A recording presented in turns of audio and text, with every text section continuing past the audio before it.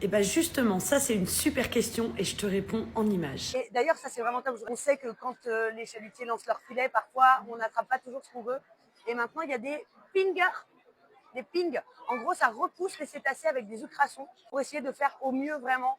Il y a des petites plaques qui sont mises en place pour que ça ne ratisse pas le fond, mais que ce soit un petit peu relevé. Et on fait même maintenant des filets biodégradables. Donc déjà, on fait en sorte de tout ramasser. Mais quand il arrive qu'un filet reste dans la mer, eh ben, ça se décompose, quoi. Il y a vraiment des choses qui sont mises en place par les pêcheurs français pour respecter les océans. Donc, il faudrait respecter les pêcheurs aussi.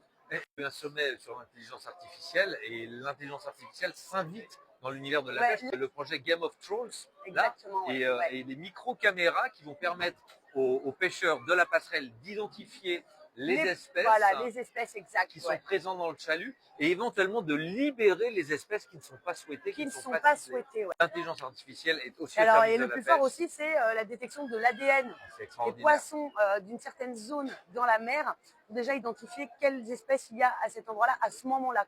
On voit à travers les océans pour respecter au mieux toutes les espèces et la biodiversité.